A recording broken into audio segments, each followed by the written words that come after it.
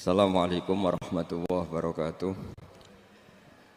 Bismillahirrahmanirrahim. Nahmaduka ya ghafuru ya syakuru. Masalli wa sallim barik ala sayyidina maulana Muhammadin wa ala alihi wa sahbihi asma'in nama ba'du. Assalamualaikum warahmatullahi wabarakatuh. Bismillahirrahmanirrahim. Nahmaduka ya ghafuru ya syakuru. Masalli wa sallim barik ala sayyidina maulana Muhammadin wa ala alihi wa sahbihi asma'in nama ba'du. Terus riyen wonten cerita udan niku rahmat. Jadi nak sampean melayu saking udan berarti melayu saking napa? Rahmat. Terus niki cara berpikir niku udan niku rahmat. Terus termasuk tobat sing sah niku dawuh Imam Ghazali kon adus nganggo banyu udan sing ceblok langsung. Mereka nak liwat kenteng, kadang kentenge iku hasil sumbangan proposal. Terus pun sing langsung mawon, sing liwat plastik pun mboten mandi niku. Mboten mandi niku sing niku mau sama niku. Terus dulu di antara syarat tobat niku dawuh Imam Ghazali iku adus udan sing perawan, maksudnya sing asli ceblok saking putih langit niku langsung sampean nombe. Nak tepak nggih tobat, nak mboten tepak nggih lara niku. Kenapa sholat itu lebih indah ketimbang nikmatal wiqa misalnya, nikmatnya hubungan biologis? Jawabnya ulama itu gini, lucu jawabannya sederhana. Nikmatnya kamu punya anak itu apa? Jawabnya ulama itu lucu. Kalau sakit dia sembuh, kalau hilang dia datang. Saya ulang lagi ya, kalau sakit dia sembuh, kalau hilang dia datang. Sekarang orang tua yang punya anak sakit koma di UGD atau di emergency, itu senangnya tuh mengalahkan kesenangan apa saja. Kira-kira orang yang berhubungan intim atau yang hubungan biologis dengan orang yang sedang anaknya sembuh dari koma, senangnya senang mana? Senang yang melihat anaknya sembuh dari koma. Senikmat apapun hubungan biologis, senang anaknya yang hilang ketemu. Nah, kalau anak ketemu saja orang seseneng itu, apalagi kita di surga. Ketemu zat yang lama kita sembah, yang lama kita rindukan, yang lama kita rindu. Kemudian ketemu di surga. Maka tidak ada artinya surga tanpa melihat Allah Subhanahu wa ta'ala. Memang harus dijelaskan secara rohani. Akhirnya orang ngerti bahwa nikmat tertinggi di surga adalah melihat Allah Subhanahu wa ta'ala. Karena kalau anak-anak muda mungkin protes, ya enggak, ya enak kumpul sama widadari gini-gini. Oh itu kan yang trauma bojone jelek gitu. Oh itu yang bojone jelek mesti kesusu masuk surga karena itu sudah jelek, cerewet, nggak mati-mati kan gitu. Terus dia ingin masuk surga mesti niatnya welek, mesti pikiran pertama itu kumpul widadari. Tapi ada ulama yang bikin analogi tadi, misalnya istri kamu cantik, kemudian anak kamu sakit, koma. Hubungan dengan istri sama dengar berita anak kamu sembuh, seneng mana? Seneng anak sembuh. Sama anak yang hilang, seneng mana? Anak yang hilang ketemu. Maka terus ulama bisa menjelaskan itu.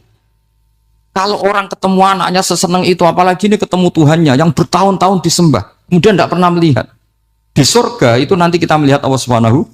Makanya Allah begitu bangganya mempromosikan surga. Surga itu apa? Surga itu wujuhu yauma idzin nadhirah ila rabbiha nadhirah, yaitu wajah-wajah berseri-seri dan melihat.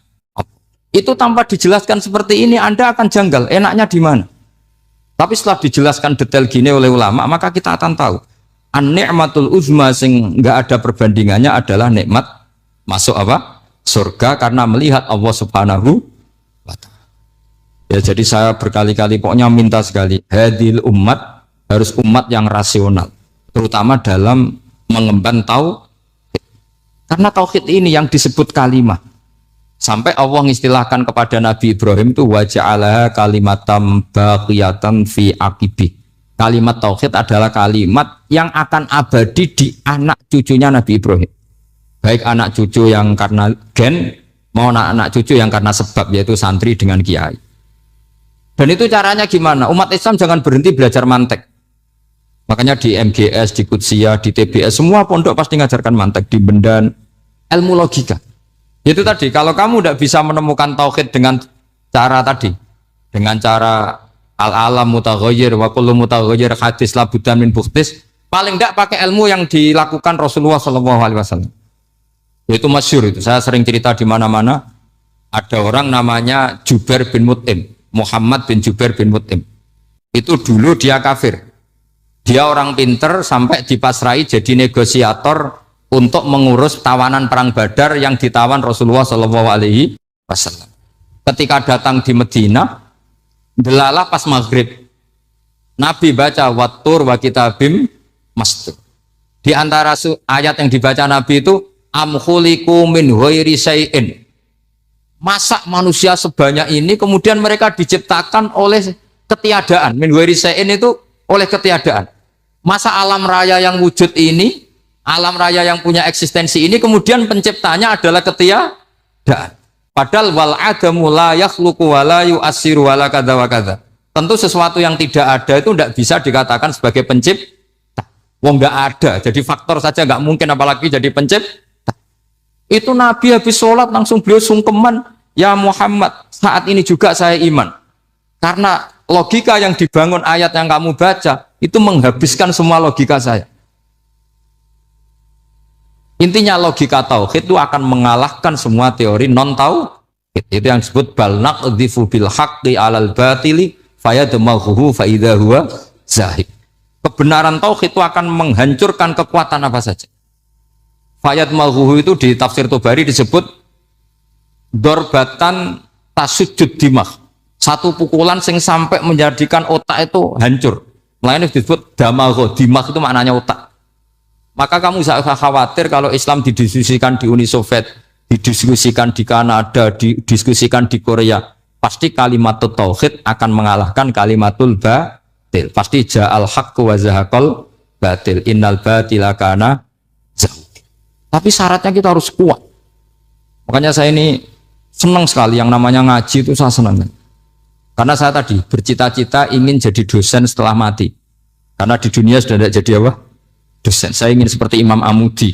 Pertama ketemu Allah, beliau disuruh ngajar malaikat tentang ilmu apa? Matematika yang mengarah ke tauhid.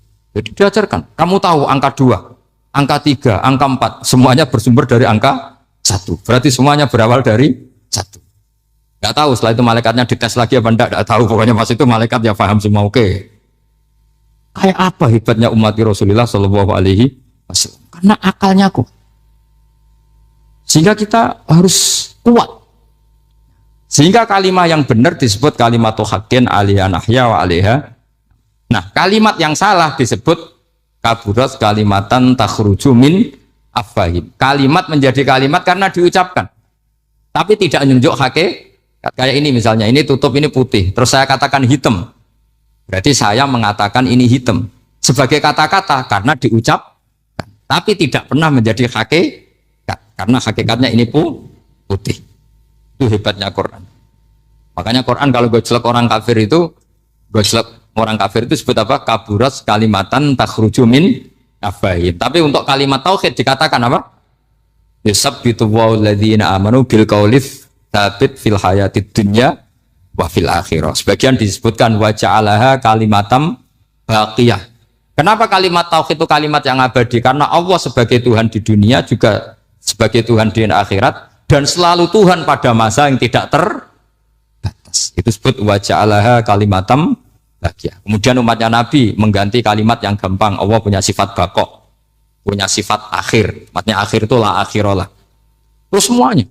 Yang paham ya alhamdulillah, yang enggak paham dikon ngapal no. Wujud kidam baqo mukhalafatul khawadisi qiyamuhu bi nafsi wahdaniyat qudrat irad. Wes paham. Lah kok sing rada alim terus roh bedane iki sifat ma'ani iki maknawiyah. Cara Mu'tazilah ngene, cara ahli sunnah ngene. Oh itu sudah kejlimetan baca. Sementing wujud hitam. Nah, kenapa pertama yang disebut wujud? Karena yang membedakan kita dengan faham ateisme itu ya sifat wujud. Yaitu mereka mengatakan alam raya ini dimulai dari ketiadaan. Wah, itu akal mana saja itu nggak bisa nerima. Masa ketiadaan menciptakan sesuatu yang ada. Maka kata Ibnu Hajar al-Asqalani ketika mentafsirkan mensarai hadis salasun mangkunna fihi wajata halawatal iman. Tiga hal ini kalau kamu paham maka menemukan manisnya iman. Manis. Manis itu enak. Terus kata Ibnu Hajar Al-Asqalani, saya masih ingat betul dalam sarahnya Fathul Bari, wa yusamma inda ahlil aql, misalnya al-iltizat al-aqli. Agama ini mengajarkan kenyamanan cara berpikir. Coba kalau sampean seorang doktor atau seorang profesor atau seorang pinter, kemudian kamu dipaksa mengimani bahwa alam ini diciptakan oleh ketiadaan, itu bisa tidur gak? Oh, tidak bisa tidur. Sampean misalnya orang pinter, dididik di kampus atau dididik di pondok, alam ini yang wujud, yang menciptakan itu sesuatu yang tidak wujud. Kamu bisa tidur gak kira-kira? Ini guru apa? Ini syarat ini. Mosok hadil maujudat khalaqahal adam, sesuatu yang wujud diciptakan ketia. Tapi agama ini membawa sesuatu yang menyenangkan untuk akal, yaitu hadhil maujudat khalaqaha wajibul wujud. Maujudat yang wujud ini diciptakan super maujud, yaitu oleh bahasa pondok disebut wajibul wujud. Kan terus seneng, wajar dong kalau sesuatu yang ada diciptakan oleh yang ada. Lah tentu ada pencipta, terus ada super, disebut wajibul wujud. Kan terus enak. Nah, itu kata Ibnu Hajar Al-Asqalani disebut wajadah halawatal iman. Sehingga kita tidak usah khawatir. Makanya saya itu termasuk orang yang nggak khawatir. Apapun rusaknya dunia ini, kacaunya dunia ini, akan kalah dengan kalimatut tauhid. Karena kalimat ini ketemu apa saja pasti menghancurkan. Yaitu disebut bal naqdhifu bil haqqi 'alal batil fayadmaghuhu fa idza huwa zahid. Kalimat hak ini akan menabrak apa saja. Dan yang ditabrak pasti hancur. Makanya sama tidak usah khawatir, misalnya ada negara ateis di Cina, di Korea, kita yakin asal yang diteliti itu agama Islam pasti menang. Nah, yang susah kalau yang diteliti orang Islam, itu susah. Karena yang copet kadang-kadang ya umat, apalagi di negara mayoritas muslim, nanti copetnya, premannya, koruptornya semuanya beragama Islam. Makanya kita hanya punya pilihan dua, itu umat Islam dan Islam yang kumat itu dok. Kalau tidak umat Islam ya Islam yang kumat. Tapi kalau kalimat tauhid itu kalimat yang aman, tak jamin. Tak jamin 100%. Sehingga saya itu kalau ditanya profesor Pak Bak, kalau suatu saat Indonesia jadi negara yang sangat terbuka, kemudian ada sekolah perbandingan agama, menurut Anda prospek Islam gimana? Saya jawab, asal yang dikaji Islamnya bukan orangnya, pasti Islam tetap prospek. Asal yang dikaji apa? Islamnya, bukan orangnya. Kalau orangnya ya Masya Allah. Itu tadi, kalau tidak umat Islam ya Islam yang. Terus kalau matur nuwun sangat jenengan hormat teng Raden Asnawi. Beliau sekarang generasi keempat ya, wonten sing generasi ketiga. Nasab kula kepanggih Raden Asnawi teng Asnawi sepuh. Terus Raden Asnawi gada bah namine Abdullah Husnen, terus Ibu Ayu Sofia niku binti Asnawi sepuh. Kula buyut kula kandung damaran niku Hafsah binti Maksum bin Soleh bin Asnawi sepuh. Kenapa saya cerita zuriyah? Terus satu peradaban, gini bahasa Indonesia mohon nggih. Sane gaul. Satu peradaban itu yang bisa bangun itu zuriyah. Zuriyah itu komunitas gen. Meskipun nanti komunitas gen itu bisa disadap atau dibajak oleh orang-orang yang tidak gen. Jadi agak ilegal tapi itu sah. Karena sampean bisa misalnya kalah nasab sama saya, misalnya bilang nanti ketemu di Nabi Adam saja Gus gitu. Nanti pasti kita ketemu di siapa? Nabi Adam. Terus kedua, kekalahan nasab itu udah abadi, karena nanti setelah jenengan ditanya di kuburan, bapak kamu siapa? Itu disuruh jawab Nabi siapa? Ibrahim. Terus kekalahan nasab sampean nanti berakhir di kuburan, karena nanti dijawab siapa bapak kamu, disuruh jawab siapa? Nabi Ibrahim. Jadi yang punya bapak Karmen apa itu sudah selesai, sudah nggak dipakai lagi. Nanti pakai siapa? Nabi siapa? Ibrahim. Nah, kenapa saya cerita bahwa nasab gen itu akan disatukan oleh satu visi ilmiah yang objektif. Gini ku dawe Nabi Yusuf, wattaba'tu millata abai Ibrahim wa Ishaq wa Yaqub. Terus dawe Nabi Yusuf, maka nalana an nusyrika billahi min syai'. Jadi saya ngikuti leluhur saya. Ini dengerin ya. Saya ngikuti leluhur saya, yaitu Nabi Yakub bin Ishak bin Ibrahim. Leluhur saya itu siapa? Maka nalana an nusyrika billahi min syai', yaitu keluarga besar yang tidak pernah melakukan kemusyrikan. Ya, keluarga besar kami punya tradisi tidak pernah melakukan kemusyrikan. Dan bahkan itu dibahasakan tidak mungkin kita ini melakukan kemusyrikan. Maka nalana itu kira-kira kalau bahasa Indonesia itu kita ini tidak mungkin melakukan kemusyrikan. Nah, kenapa demikian? Itu berangkat dari logika yang permanen. Disebut yusabbitu Allahu alladziina aamanu bil qouli tsabiti fil hayatid dunya wa fil akhir. Logika permanen itu begini misalnya. Kita ini kan hidup dari bapak dari ibu terus sampai Nabi Adam. Kemudian setelah Nabi Adam ini berakhir, kemudian kita mau tidak mau berpikir Nabi Adam itu siapa? Terus diterangkan ternyata Nabi Adam itu satu makhluk hidup yang mulanya dari tanah. Lewat wahyu Allah, lewat titah Allah kun, kemudian jadi manusia yang bernama Adam. Sebelum Adam ada bumi, ada langit, ada cakrawala, macam-macam. Kemudian itu kita rumuskan lagi, asal usulnya adalah tidak ada. Adamiyun makhdun. Akhirnya kita tahu bahwa alam raya ini diwujudkan setelah dari tidak ada. Nah, tentu terus kita berpikir dari tidak ada menjadi ada itu pasti penyebabnya adalah sesuatu yang ada. Nah, yang ada itu disebut wajibil wujud. Karena wajibil wujud ini wujud sendiri, nggak ada saingannya. Karena Allahu wala syai'amahu, Allah ada dan tidak ada pesaingnya. Maka kita ini berpikir nggak mungkin ada kekuatan manapun yang menyamai Allah. Sehingga nggak ada Yesus mungkin menyamai Allah, nggak ada Fir'aun, nggak ada Lata, nggak ada Uzza. Makanya disebut maka nalana an nusyrika billahi min syai'. Kita ini tidak mungkin melakukan kemusyrikan.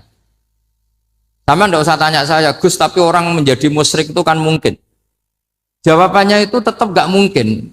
Kemusyrikan itu satu teori yang nggak mungkin. Tapi kalau orang musyrik itu mungkin. Memang akan dilibat. Tapi karena kita kenal perhatian Islam itu dari situ, ya. Kami yang banyak kita beliau. Mungkin saya termasuk pernah itu yang membawa kita beliau banyak ke Korea. Saya itu beli pesolatan tuh bukan 1 2 sampai 2 kardus 3 kardus. Itu mulai saya ngiai sampai sekarang. Tak bawa ke Sragen, ke Solo Tigo, termasuk tak bawa ke Korea. Jadi mungkin ya ini GR saya ngaji di sini itu barokahnya jualan pesolatan.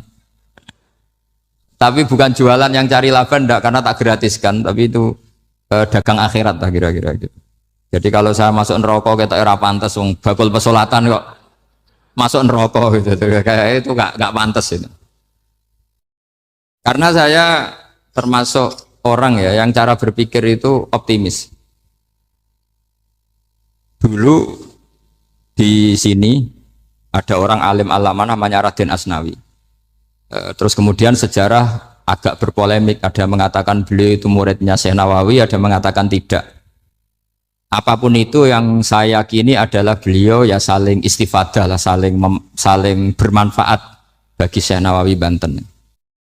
Saya punya catatan sejarah banyak tentang Raden Asnawi karena guru-guru kita itu akan ketemu di Syekh Nawawi Banten. Yaitu kita tahu misalnya saya ngaji Mbah Mun ngaji Mbah Zubair misalnya ngaji Syekh Fakih Mas Kumambang, ngaji Mbah Mahfud, terus ngaji Sayyid Abi Bakar Sato, terus ngaji Sayyid Zaini Dahlan. Kalau keluarga sini mungkin misalnya Gus Hafid, Mbah Niam, Mbah Zuhri, terus Raden Asnawi. Raden Asnawi kita tahu nikah dari istri mudanya Syekh Nawawi, yaitu Nyai Hamdana. Saya sering diceritani Mbah Mun, terus Nyai Hamdana punya anak yang namanya Zuhriyah dari Syekh Nawawi. Kemudian setelah dinikahi Raden Asnawi punya anak namanya Zuhri. Minan Ni'am terus sampai ke Gus Hafid itu, Hafid bin Ni'am. Kenapa saya cerita ini? Karena kealiman itu adalah sesuatu yang dibanggakan Allah. Imam Amudi itu ulama ahli matematika. Jadi ada ulama itu ahli matematika. Dia nggak pernah ngajarkan pesolatan, zakat, sholat, tapi dia ngajar matematika. Kemudian dari matematika itu beliau menjadi ahli tauhid. Sehingga nanti Mungkar Nakir itu nggak akan tanya dia marabbuka wa manabuka, karena dia punya rencana. Yang ngajar tauhid itu saya, kata. Jadi kalau dia akan marabbuka, pangeran kamu itu siapa? Malaikat malah dilawan. Kamu pernah ngajar tauhid? Saya ini guru tauhid. Singkat cerita, saking keramatnya Imam Amudi, kata Allah, ya Amudi, presentasikan ilmu tauhid yang lewat jalur matematika ke semua malaikat saya. Semua malaikat saya tahu cara berpikir matematis. Karena malaikat itu imannya itu iman mauhibah, karena dia malaikat, ya iman karena tahu neraka, tahu surga, terus dia iman. Kalau kita enggak, kita iman tuh pakai logika, jadi lebih keren. Loh betul. Malaikat itu ketika bangga, ya Allah, apa ada orang yang imannya di atas kita? Jawabnya Allah ada. Siapa? Ya orang-orang kudus, kata Allah. Kira-kira gitu. Kenapa? Ya betul. Karena kamu iman saya itu wajar, kamu tahu saya, tapi mereka nggak tahu saya tapi iman. Kenapa bisa iman ya Allah? Karena mereka punya logika, punya akal. Akhirnya Imam Amudi disuruh sama Allah presentasikan logika tauhid kamu lewat jalur matematika. Malaikat disuruh dengerin semua. Isma'u ya malaikati, ini mimpinya wali. Terus Imam Amudi mulai mengajarkan nisbatul isnaini ilal wahid wa nisbatus salasa wal arba'ah ila ma la nihayatalah. Niku binisbatin wahidah, yaitu far'un minal asli wa wa al wahid. Mbok angka sebanyak apapun 2, 3, 4 sampai 1 miliar, itu nisbatnya ke angka 1 adalah nisbatul far'i ilal asli. Semuanya berasal dari 1. Maka hadhil awalim atau hadal alam ila ma la nihayatalahu, tetap semuanya ini cabang dari 1, yaitu wujud dari 1, yaitu Allah Subhanahu wa ta'ala. Sehingga semenjak itu ditiru sekian ulama. Akhirnya malaikatnya mantuk karena kepastian kalau Allah satu yang diyakini malaikat itu sepasti logika yang dibangun orang-orang manusia ini, padahal tidak ngerti Allah Subhanahu wa ta'ala karena pakai akal. Sehingga di pondok itu orang harus ngerti mantek. Orang mantek itu ilmu yang jelimet tapi menyenangkan. Biasanya sing sinau ambek rokokan, sawangannya kayak filosof. Jadi paling gak agak paham di alasan. Penting nikmati rokok, tapi pikir nikmati pemikirannya, ternyata nikmati rokok. Kayak kemarin saya datang ke resepsinya Gus Agil, saya itu tertawa terus karena dengerin Habib Mutahar. Saya membaca bahayanya rokok. Setelah tahu bahayanya, saya berhenti membaca. Tak pikir itu kan setelah tahu bahayanya saya berhenti merokok. Ternyata enggak. Saya baca bahayanya apa? Merokok. Setelah saya baca, maka saya berhenti membaca. Bukan berhenti merokok. Itu ilmu kelas tinggi seperti itu harus mantap. Pernah beliau ditegur dokter, Beb, kalau rokok terus nanti mati. Tenang saja, saya masih bawa korek. Dikira itu kan orangnya yang mati, ternyata beliau enteng saja. Santai aja dok, saya masih bawa. Jadi saya bukan nyarankan santri rokok, tapi orang rokok itu memang punya logikanya sendiri. Kalau Banafek Hajen itu masih pernah bahas saya juga. Karena Banafek juga turunan Mbak Mutamakin. Hak, rokok itu haram tau ora? Nak cara kula darani haram sebuti bah. Lah iya, nak haram ya bener aku. Mulane tak obong, barang haram apike diobong. Jadi saya tuh saya sama orang-orang sepuh itu tidak pernah menang. Jadi apa ya? Mereka itu orang yang sudah lama gimana ya? Mau dikatakan bulat itu ya, tapi memang nggak pernah kalah mereka. Ada satu kiai masih misananya Mbak Nafek. Ini rokok 2 katanya. Bagi yang nggak ngerokok berarti membiarkan 2 haram masih. Bagi yang merokok berarti mengurangi haram. Kalah lagi ya. Jadi saya tuh pernah dibully 2 mbah saya. Karena 2 mbah saya ini rokok semua. Akhirnya saya sing nom ngalah gitu. Karena saya tidak mungkin bilang sing waras ngalah karena kalah sepuh gitu. Jadi ya sudah, mau tidak mau harus bilang sing nom. Tapi yang penting itu kita mendengar. Jadi ternyata sepinter-pinternya kita itu mesti kalah pinter sama yang sepuh-sepuh itu. Jadi kalau tahu bahayanya rokok lewat membaca ya harus berhenti merokok. Berhenti membaca katanya. Nah malaikat ini cerita lagi malaikat. Saya memang dari awal niat hormat Raden Asnawi karena buyut-buyut beliau itu ketemu di buyut saya. Saya ini turunan Mbak Asnawi sepuh. Terus cuma buyut saya itu nikah Lasem, terus saya keceluk cucunya keluarga Lasem. Sebetulnya saya juga cucu Kudus. Tapi terus alhamdulillah sekarang kembali karena buyut saya menyuruh saya ngajar di Damaran, terus sampai sekarang saya ngajar di Damaran. Tapi buyut saya itu masih lahir di Damaran. Namanya Mbak Hafsah, itu Hamsah binti Maksum bin Soleh bin Asnawi sepuh. Sama seperti nasab di sini Raden Asnawi, Mbak Abdul Husnan, terus Nyai Ayu Sofiyah, terus Mbak Raden Asnawi. Saya mau cerita, jadi ilmu itu lebih keren kita. Sehingga Rasulullah SAW pernah ngendikan, saya ini rindu sekali li ikhwani. Kata Nabi itu ikhwani. Kata sahabat bilang, alasna ikhwanaka ya Rasulullah. Bukankah kita ini saudara kamu? Saudara engkau ya Rasulullah. Tidak, antum ashabi, kamu itu sahabat saya. Siapa teman-teman kamu itu ya Rasulullah? Yaitu kaumun yang tidak melihat saya, kemudian iman kepada saya. Jadi mereka seperti kita semua di Kudus ini tidak melihat Rasulullah SAW, tapi iman sama Nabi. Dan ketika malaikat yubahi bikum malaika, Allah bangga dengan malaikatnya, membanggakan kita. Sampai malaikat tuh sentimen, kok bisa ya Allah? Ya karena tadi, kamu iman sama saya wajar, karena kamu melihat surga, melihat neraka, melihat aras. Sementara orang Kudus coba ngelihat apa? Paling simpang 5, apa simpang 7 itu.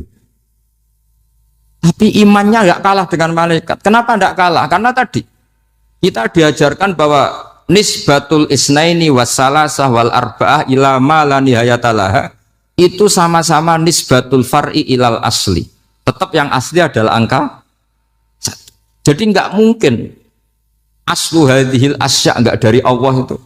Nggak mungkin. Tetap dari zat yang 1. Kemudian tentu ini bukan nisbatul walad ilal walid, anak ke bapak tentu enggak. Tapi nisbatul khaliq sama makhluk. Tapi apapun itu pasti 1. Sehingga Imam Amudi akhirnya masuk surga lewat jalur itu. Tidak usah lewat pertanyaan man rabbuka wa man nuka. Kelasnya disuruh ngajar malaikat. Saya punya rencana jadi pengajar malaikat nanti itu kan. Jadi orang-orang Kudus yang dapat barokahnya Raden Asnawi nanti jangan mau kalau ditanya man rabbuka wa man nuka. Kelasnya itu harus apa? Jadi gurunya malaikat. Karena bapak kita Nabi Adam itu keren. Nabi Adam itu adalah orang yang disuruh Allah dipresentasikan, dibanggakan Allah di depan para malaikat. Ketika ada malaikat yang agak hasut, tapi itu tidak malaikat papan atas, malaikat yang kebanyakan. Itu kan agak gak terima Nabi Adam jadi apa? Khalifah. Sampai malaikat ini usul ataj'alu fiha mayusidu fiha wasfikut. Makanya kalau saya protes sama malaikat itu malaikat yang ini, bukan Jibril sama Israel. Kalau protes Israel bahaya. Bisa dihabisin. Saya pernah ditanya seorang kiai, Gus jenengan gojlok malaikat kok berani? Ya karena malaikat yang jenis ini pernah gojlok Nabi siapa? Adam. Nggak percaya kalau Nabi Adam itu layak mimpin sampai protes ataj'alu fiha may yufsidu fiha wasfikut.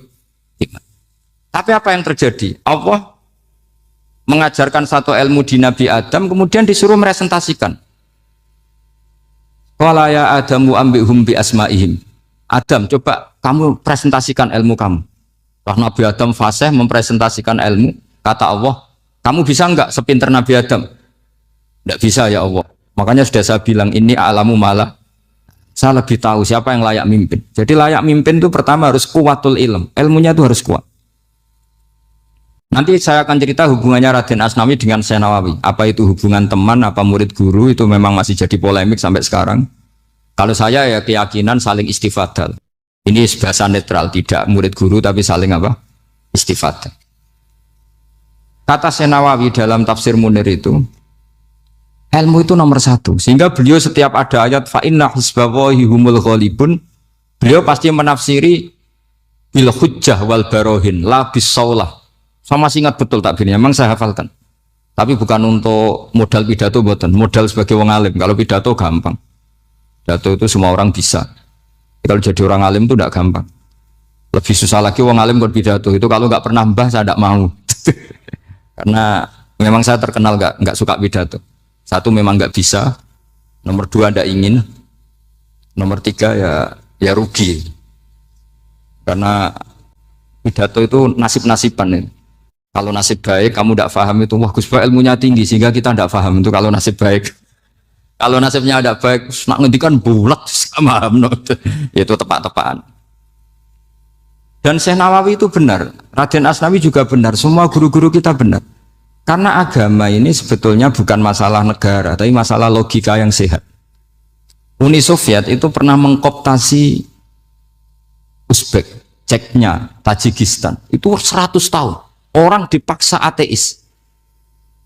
Tapi orang-orang Uzbek, saya sering ketemu lama Uzbek, kadang ketemu di Korea, kadang di Malaysia. Orang-orang Uzbek itu punya basement di bawah tanah. Kemudian di bawah tanah ini mereka ngajarkan tauhid. Ngajarkannya ya gampang. Misalnya ini sesuatu yang ada, ya ini. Ini ada penciptanya enggak? Ya ada. Siapa? Tukang katanya. Yang penting itu enggak ada logika bahwa sesuatu yang ada disebabkan oleh ketiadaan. Lah orang komunis, orang ateis itu orang yang mengatakan alam ini didahului oleh nihilisme, oleh adamiyah. Masuk akal enggak sesuatu yang ada, penciptanya sesuatu yang tidak ada. Sehingga orang anak-anak Uni Soviet itu enggak pernah kepikiran membenarkan ateis, itu enggak pernah. Bareng Uni Soviet ada itu Glasnost Perestroika itu kemudian hancur, semuanya langsung menjadi negara Islam, termasuk Uzbek, Tajikistan, karena diajari ilmu, bahwa ilmu itu yang nggak pernah kalah oleh negara.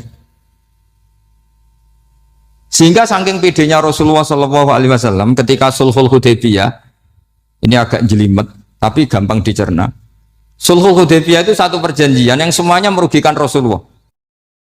Yaitu kalau orang kafir masuk Islam disuruh kembalikan ke kafir, karena kafir itu bagi mereka habitat, Islam itu hal yang baru. Tapi kalau orang Islam menjadi kafir nggak boleh kembali Islam, berarti kembali ke habitat. Semua perjanjian itu merugikan.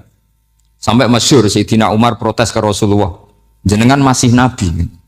Itu kan ekstrim tanya, jenengan sampai sekarang masih nabi? Ya, saya masih nabi. Kenapa tanya demikian? Karena semua perjanjian merugikan Islam, menguntungkan orang apakah? Semua sahabat sebetulnya persis Sayyidina Umar protes, kecuali Abu Bakar. Lama-lama akhirnya di antara perjanjian itu berbunyi begini. Tapi saya minta satu hal, orang boleh mendiskusikan Islam tanpa tekanan. Itu saja permintaan Nabi. Orang boleh mendiskusikan Islam secara bebas, tidak tertekan. Karena orang-orang kafir melihat itu hal yang biasa, ya nggak masalah Muhammad. Akhirnya orang diskusi. Islam itu apa sih? Islam itu orang yang menuhankan Allah. Allah itu siapa? Zat yang menciptakan langit dan bumi. Lama-lama orang kafir berpikir, wah keren, Tuhannya Muhammad bisa bikin langit dan bumi. Nggak kayak Tuhan kita, malah kita yang bikin. Jadi mulai debat itu terus ada yang cerita lagi.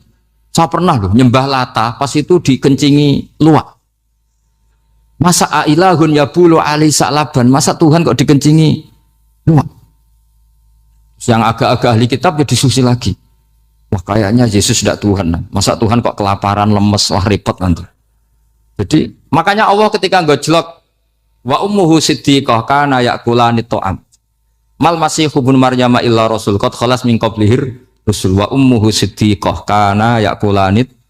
Coba paradok enggak misalnya, kamu didolani Nabi Isa terus ketok lemes. Kenapa Tuhan? Saya agak sakit keroi dulu. Kan enggak kebayang itu. Punya Tuhan yang sakit setelah makan sehat terus. Kan enggak kebayang seperti itu. Ketika Nabi punya konsep Tuhan, Tuhannya Muhammad itu siapa? Yaitu zat yang la awalalah, zat yang pertama. Lalu Tuhan itu siapa? Tuhan itu yang menciptakan langit bumi. Tuhan itu siapa? Yang memulai segalanya. Lama-lama mereka berpikir, wah kalau gitu yang benar itu Islam. Maka kata Imam Zuhri, Syihabuddin Az-Zuhri, famaka nafathun fil islami a'zoma min sulhil hudaybiyah. Innamaka nasu yatafaduluna fil hadis wal munaza'ah. Semua teks riwayat itu ada kata wal munaza'ah. Orang bebas ngomong dan berdebat. Munaza'ah itu berdebat. Terus akhirnya falam yatakallam ahadun bil islami yaqilu syai'an illa dakhala fihi. Kemudian setelah berdebat dan mereka tahu Islam pasti akhirnya masuk. Dan itu yang sekarang terjadi di dunia.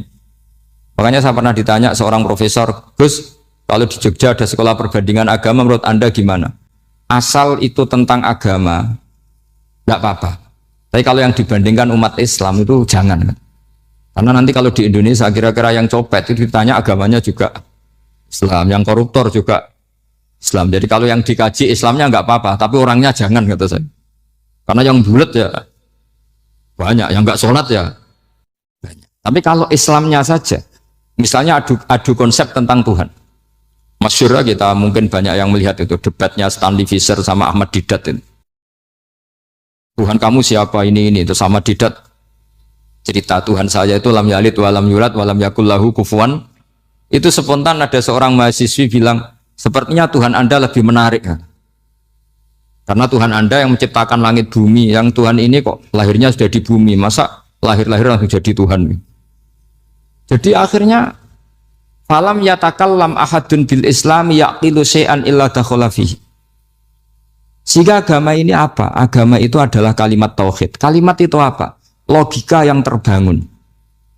Nah, ketika logika itu terbangun, maka disebut yusabbitu Allahu alladzina amanu bil qaulis tsabit fil hayatid dunya wa fil akhirah. Allah itu akan menetapkan satu kaul, satu presentasi ilmiah atau satu kesimpulan ilmiah. Yang kesimpulan itu nyata benarnya. Dan ini akan nyata terus baik di kehidupan dunia maupun kehidupan apa? Akhir. Seperti Allah sebagai Tuhan. Itu akan nyata terus. Di dunia Allah ya Tuhan, nanti di akhirat juga Tuhan. Tapi Tuhan selain Allah, maka menjadi Tuhan ini nunggu ada yang menuhankan. Misalnya Fir'aun, itu jadi Tuhan karena ada yang menuhankan. Sekali dia mati, dia sudah aset wisata, bukan Tuhan lagi. Makanya gejolokannya orang ulama Arab, kalau ketemu ulama Mesir, kalau gejolokan itu lucu. Orang Arab, ada Abu Jahal, Abu Lahab, penggaweane ngusir Nabi. Gitu. Itu gejolokannya ulama Mesir. Kata ulama Arab, kamu gayanya benci Fir'aun, tapi rizki kamu dari wisata melihat Fir'aun. Itu gejolokannya ulama Arab sama ulama Mesir. Sehingga agama ini mengajarkan apa? Satu kalimat. Makanya kamu harus belajar mantek. Dulu Raden Asnawi ya pengajar mantek. Dulu buyut saya di sini Mbah Fauzan, abahnya Mbah Pah itu, mbahnya itu juga pengajar mantek. Karena di antara yang diceritakan Allah itu wa ja'alaha kalimatam baqiyatan fi aqibih. Tugas utama Nabi Ibrahim adalah menjadikan satu logika. Kalimah itu logika. Itu menjadi logika yang abadi. Baqiyah itu abadi. Fi aqibih, di anak turunnya Nabi Ibrahim. Misalnya begini, saya beri contoh ya. Misalnya saya mengatakan teh ini hitam.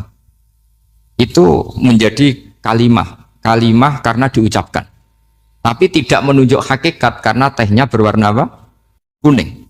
Sehingga Quran kalau menyalahkan orang kafir itu ngendikannya kaburas kalimatan takhruju min afwahihim. Omongannya orang kafir itu menjadi kalimat karena diucapkan dari mulutnya.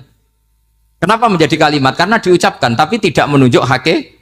Seperti orang mengatakan 2 ditambah 2 itu 10. Itu kalimat, tapi kalimat yang salah karena tidak menunjuk hakikat. Seperti orang kafir mengatakan Tuhan itu 3. Itu kalimat karena diucapkan tapi tidak menunjuk hakikat.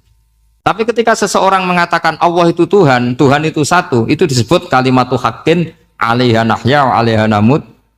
Mriki tahlilane wa 'alaiha napa wa biha. Wa 'alaiha napa biha. Wa 'alaiha ya ada yang tahlilan wa biha, itu enggak tahu sanadnya dari mana, pokoknya ada yang wa 'alaiha, ada yang biha. Kenapa dikatakan kalimat tauhid? Karena kalimat yang dari kesimpulan berpikir. Dan agama ini dibawa Nabi Ibrahim itu untuk membawa kalimat tauhid. Ciri utama kalimat tadi, kamu yakin seyakin-yakinnya bahwa nisbatul snaini wassalasah wal arba'ah ila ma la nihayatalaha itu kanisbatis snaini ilal wahid, yaitu semuanya far'un minal asli. Aslinya adalah wahid. Sehingga di kitab, saya pernah ngaji Mbah Mun, namanya kitab Al-Husunul Hamidiyah. Itu dikarang oleh ulama-ulama sekarang, itu diajarkan di MGS. Ini mbah-mbahnya Gus Akil, pendirinya madrasah MGS. Itu ada gambarnya di situ. Di situ ada gambar piramida, ada gambar hewan, ada gambar pohon.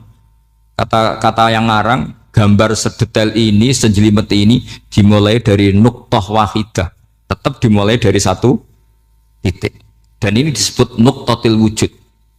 Jadi bahwa orang kudus sebanyak ini tetap dimulai dari satu orang, yaitu Adam. Adam dimulai dari ketiadaan. Lalu siapa al-mujid? Pewujudnya siapa? Hanya Allah Subhanahu wa ta'ala. Sehingga ulama-ulama termasuk Syekh Nawawi itu paling suka ngendikan semua makna Quran dikumpulkan di Fatihah, Fatihah dikumpulkan di Bismillah, Bismillah dikumpulkan di Ba, karena di Ba itu ada titik nuqtatil wujud, yaitu disingkat bi kana makana wa bi yakunu ma yakun. Karena saya, kata Allah, semuanya akan ada, dan karena saya yang enggak ada, semuanya suatu saat disebut nuqtatil wujud. Nah, kita meyakini kalau Allah satu itu seyakin-yakinnya, karena nggak mungkin angka nggak dimulai dari angka satu. Begitu juga gambar seapapun jilumete. Misalnya sampean gambar zaman saya kecil, gambar paling favorit itu apa? Kambing bertarung. Itu gambarnya kan susah. Daripada gambar kambing bertarung susah terus dibikin kotak saja, tembok. Ada tanya gurunya, gambarnya mana? Di belakang tembok, Bu. Ini itu dulu saya diwarai anak-anak nakal ya. Jadi semua satu gambar itu disuruh gambar harimau, yang satu disuruh gambar kambing bentrok, yang satu disuruh gambar matahari, semuanya kotak semua. Ini itu Bu, gambarnya di belakang apa? Tembok. Maka nggak kelihatan kata sih. Jadi gurunya kalah cerdas. Guru itu sebenarnya nggak pernah menang, karena murid itu lebih pinter. Itu teman saya dulu kalau ngaji itu, kalau tes itu ngerpek baca. Gurunya marah, kamu tes kok baca? Enggak ngerpek Bu, ini belajar di kelas. Katanya belajar kapan saja, di mana saja. Acuh. Jadi apa ya, orang itu kadang yang salah itu lebih masuk akal kadang-kadang ini. Saya teruskan ya supaya ini dapat barokahnya Raden apa? Asnan. Saya mohon sekali ya, kalimatul haqqin itu harus kamu jaga. Caranya jaga ya tadi. Kalau kamu tidak bisa ilmu mantek, misalnya al-alam mutaghayyir wa kullu mutaghayyir hadis la budda min muhdits, itu kan jelimetan. Pakai saja teori umum bahwa gambar apapun jelimetnya itu dimulai dari satu titik. Karena nggak bisa, nggak dimulai dari satu titik, tidak bisa. Maka alam apapun jumlahnya nggak terhingga, tetap dimulai dari al-wahidul qahar, yaitu satu titik. Yaitu dalam konteks tauhid tentu itu Allah Subhanahu wa ta'ala. Sehingga Nabi Ibrahim itu orang paling sukses bikin waja'alaha kalimatam baqiyatan fi aqibi. Terus Nabi Muhammad begitu, sahabat gitu, sampai kita sekarang diajari ilmu mantek. Ilmu mantek itu logika yang nggak terbantahkan. Karena mau tidak mau. Kata Imam Syafi'i, fa innal uqula muttarratun ila qabulil haq, karena akal akan dipaksa menerima kebenaran. Dan itu yang terjadi di Uni Soviet. Dikooptasi 100 tahun untuk berfaham ateis, dilawan oleh ilmu, tetap menanamkan ilmu tauhid, ilmu mantek. Ketika Uni Soviet secara politik runtuh, semuanya menjadi muslim, termasuk negara-negara yang dulu dikooptasi. Maka kamu tidak usah kecil hati di Indonesia, mau apapun rusaknya negara ini, asal kita cara bertauhid benar, insya Allah tetap meninggal husnul khotimah. Karena sudah janjinya Allah, yusabbitu walladzina amanu bil qaulis tsabit. Sing jelas itu nomor satu tuh al qaulis tsabit. Memang itu logika yang masuk akal. Jadi jangan kira semua orang ditanya marrob, bukan, ndak. Banyak ulama yang nggak ditanya, masyhur itu dalam cerita keramat-keramat. Ada guru tauhid ngajarin tauhid. Setelah ditanya mungkar nakir, Imam Malik datang. Kamu nanya ini, man rabbuka man nabiyuka, kamu tahu ini guru Umul Barohin yang tukang ngaji tauhid. Guru tauhid kok ditanya apa? Malaikatnya nggak jadi tanya. Dan saya percaya cerita-cerita seperti itu karena secara umum itu ala inna auliya Allahi la khaufun alaihim walahum yahzanun lahumul busyra fil hayatid dunya wa fil akhir. Artinya kalau wali itu kok ditanya mungkar nakir berarti ngalami ketakutan. Karena di situ kan digambarkan mungkar nakir itu sewangar, bawa godam. Kalau yang tanya nggak bisa dipukul sampai ajur sak walang-walang. Pokoknya ceritanya kan seru seperti itu. Nah itu kalau betul begitu terus ayat la khaufun alaihim walahum yahzanun kayak apa? Makanya dalam kitab Nashihul Ibad itu ada cerita ini. Sampean boleh nggak sependapat dengan saya, tapi semoga nasib sampean nanti digebuki malaikat. Karena orang itu akan mengalami seperti yang dirasakan. Ana indadzoni abdibi. Saya tidak bayangkan akan mengalami itu. Makanya saya ini ngajar tauhid terus. Paling tidak kalau ditanya marabbuka manabuka, sampean tahu profesi saya. Saya ini pengajar tauhid. Dan biji saya 9. Dulu saya di MGS kalau ada teman bijinya tauhid kok 4, segala ahli swarga, tauhidnya jeblok. Dari kalau bijinya 4 sekali swarga, tauhidnya apa? Jeblok. Tapi yang bijinya 9, yang ahli swarga, tauhidnya itu saya dulu bijinya 9. Terus 9 terus sampai tamat. Karena nggak ada biji 10.